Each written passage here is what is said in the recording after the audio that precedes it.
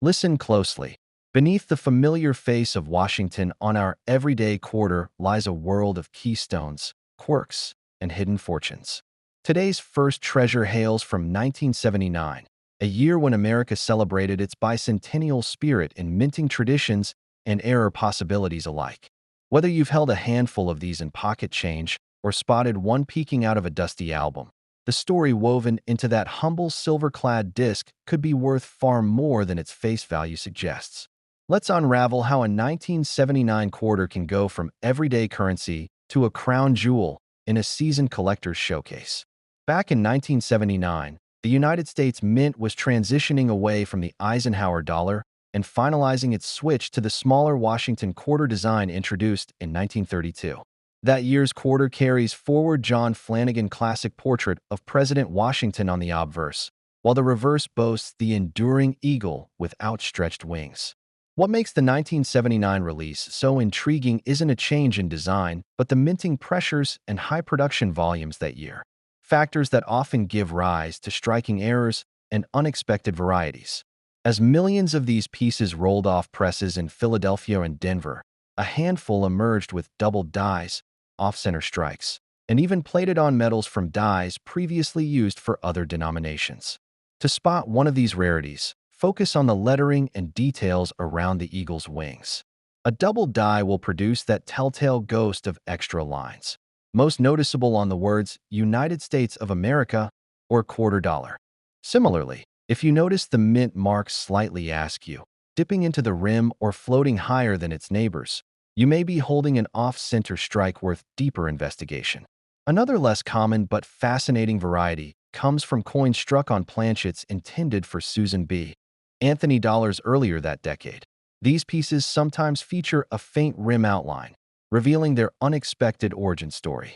On today's market, perfectly preserved 1979 quarters in uncirculated mint state grades start around $15 to $25, but genuine error specimens can fetch hundreds or even thousands at auction. Just last year, a Philadelphia minted piece with a clear 2 to 3% off-center strike sold for $1,200, while a Denver double die in near-perfect mint state 65 condition surpassed $2,000 when bidding soared among error aficionados. Those values hinge on crisp details and minimal wear. A single scuff or contact mark can reduce that price by half or more, so always handle potential treasures with care. Beyond price tags and auction highlights, the 1979 quarter possesses quirky tales that seasoned collectors cherish. One story follows a cashier in rural Ohio who unknowingly used a misstruck Dallas die to give change, setting off a local frenzy when a teacher discovered its doubled e pluribus unum. Another involves a collector who found a smooth planchet, a blank disc without any imprint, and traded it among enthusiasts until it settled in a museum exhibit.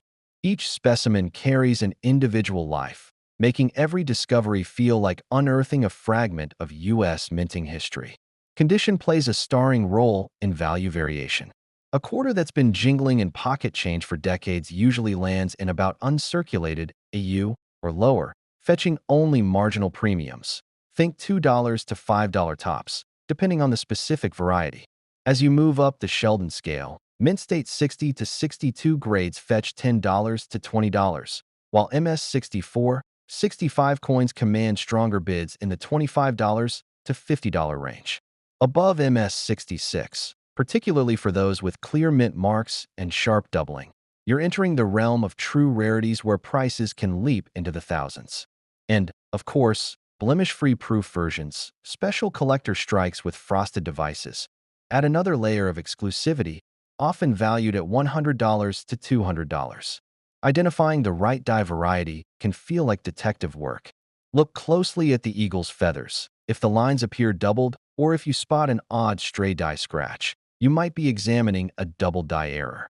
Check the mint mark. A Denver D should rest cleanly at the 40-degree angle.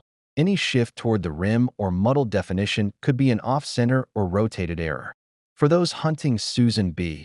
Anthony planchet variety, the giveaway is a light but unmistakable outline where the larger dollar rim once was.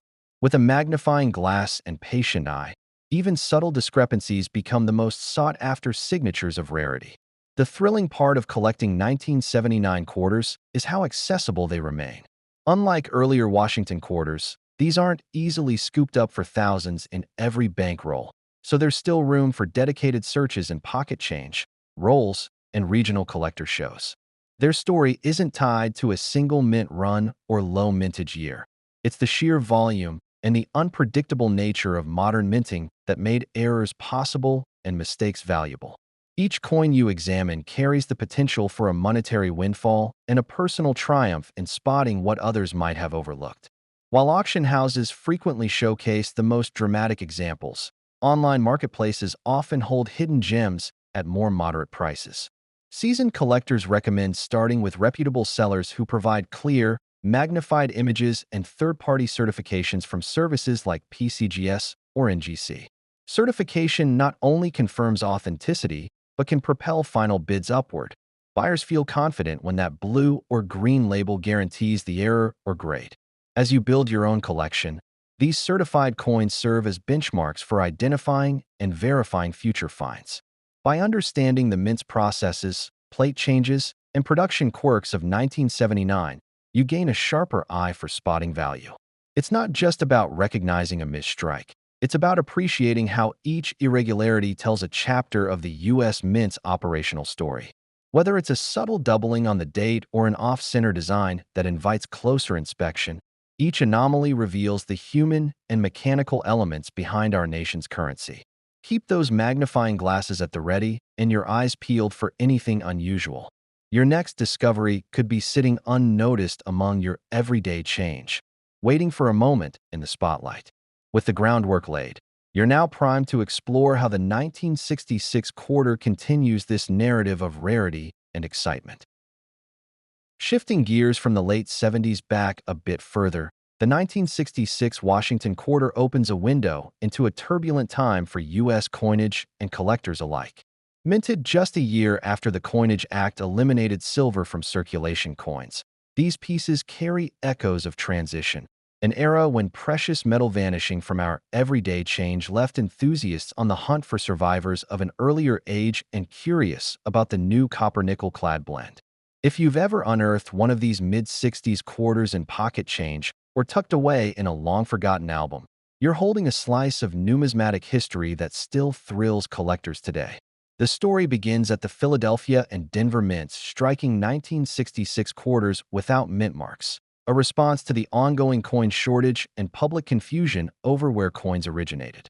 While technically released into circulation alongside the dual-date 1965 pieces, the 1966 run comes as the first full year of exclusively clad coins bearing Flanagan Washington portrait and the eagle reverse. Their absence of D or P mint marks makes attribution by die characteristics the only way to distinguish production batches, adding an extra layer of detective work for seasoned collectors.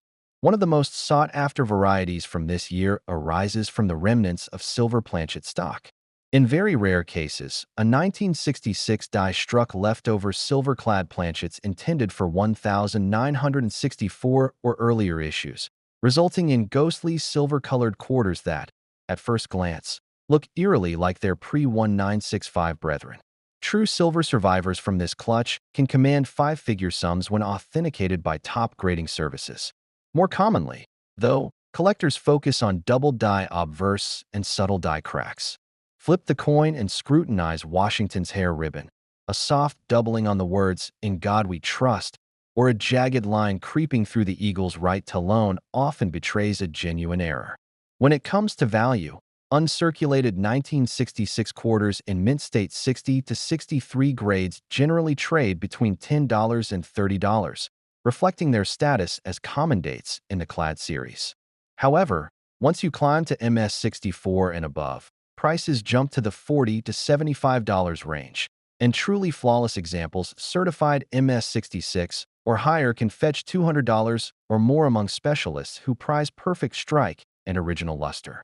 Double die obverse in high grades routinely bring $150 to $300, depending on the clarity of the doubling. And in those extraordinary instances where a piece turns out to be struck on a silver planchet, expect to see opening bids around $15,000, with final hammer prices exploding into the tens or even low hundreds of thousands. The rich tapestry of stories surrounding 1966 quarters often revolves around the coin shortage frenzy. Bank tellers and shopkeepers hoarded any silver pieces they could find, melting them down for bullion value or hoarding them in secret stashes.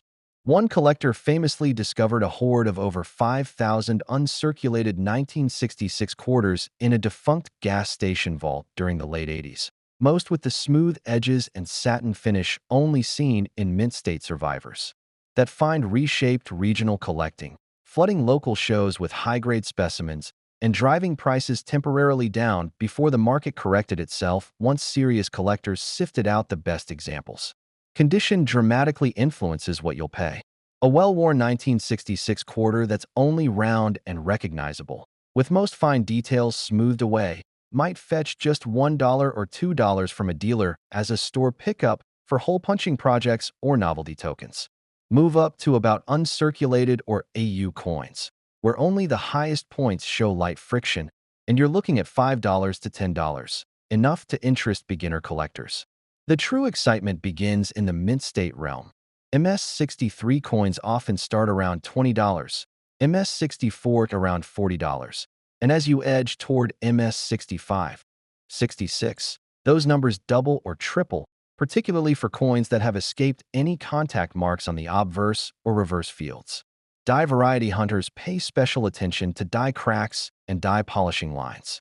A crack running from Washington's forehead through the rim or a polished die ghost on the reverse near the eagle's beak can elevate a common date into a specialty collectible.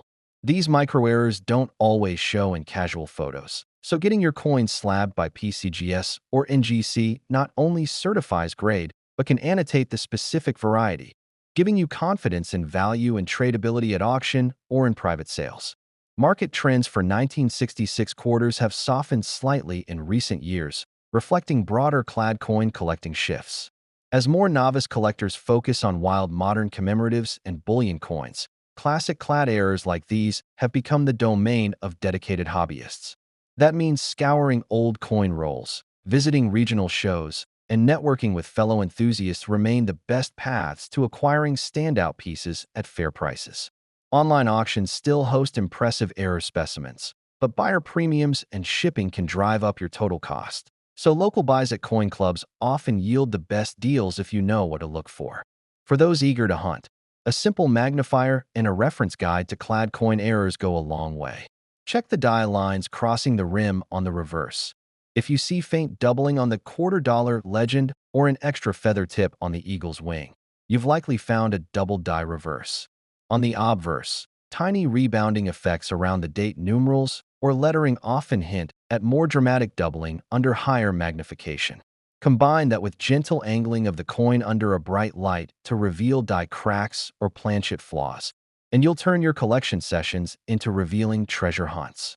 So whether you're refreshing your registry set with a flawless MS-65 or chasing that elusive silver planchet oddball, the 1966 Washington quarter delivers a blend of historical intrigue, technical variation, and real-world value.